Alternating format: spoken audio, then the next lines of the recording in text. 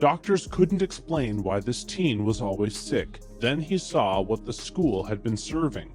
Headaches don't just cause pain in your head. You may feel a sharp pain, dull ache, or throbbing in various areas of your head. The pain can also affect your face and neck. A headache may seem like something adults complain about when they're stressed. However, headaches are one of the most common problems reported by children and teenagers. Nearly 75% of children have reported having significant headaches by the age of 15. Most headaches in teens are minor and can be easily treated.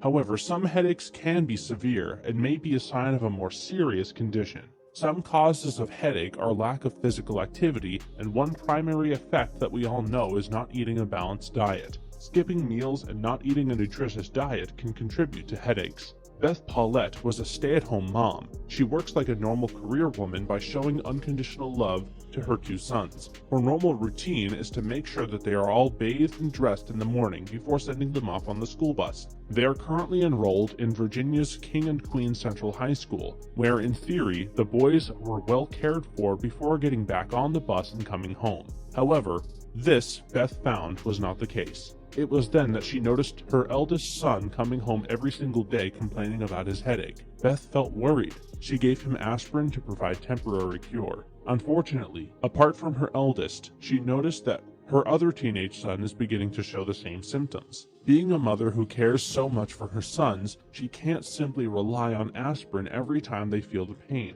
as it may start to have an effect on their bodies. Beth started getting concerned and decided to look for a long-term solution. She was a bit puzzled about why her two boys were constantly experiencing migraines every time they came home from school. Is it because of their homework? Were they properly hydrated? From there, Beth began watching her sons like a hawk. She triple-checked that they were getting enough sleep at night, reminding them to drink water and to make sure that they weren't faking the headaches. So to complete her investigation, she began to text them throughout the day, asking them for updates on how they were feeling. Until one day, weeks after the migraines surfaced, Beth and her sons were texting back and forth during their lunch period. Out of nowhere, she asks, "How was lunch?" And they sent her a picture in response. Upon receiving the picture, Beth wasn't able to hide her horrifying reaction. It was a pizza that looked like cardboard, spare ribs that had been burnt to a crisp, and several items she didn't even recognize because the meal was in such bad shape. That made perfect sense about their migraines. The boys had low blood sugar because they, like many others, found the food to be completely inedible. Aside from the fact that the food wasn't really nutritious, it was made heavy due to carbohydrates. It didn't offer a single vegetable either. Looking at what they were offering to the students, all the kids in the school would either eat unhealthy meals or will just skip lunch altogether. Furious with the state of the school lunch program, she told her boys she would rectify the situation.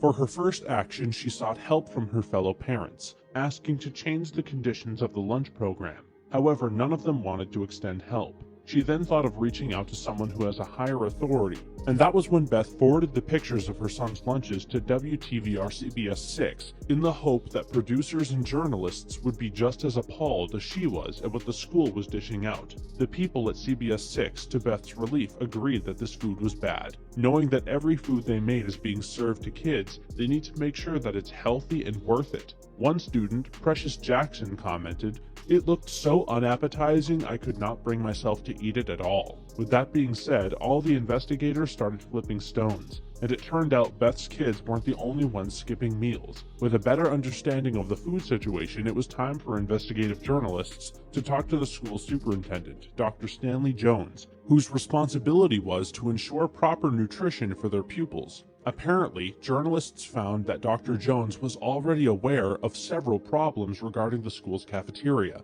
The head of the school cafeteria has already been suspended after a series of complaints were filed. In the end, Dr. Jones did promise improvement. The cafeteria would no longer be serving up gruel, which would benefit not only Beth's sons, but every other student at King and Queen High School as well. All thanks to Beth, who is very eager to put an end to something that will cause even more trouble if there wasn't something done about it. It is indeed true that mothers know best.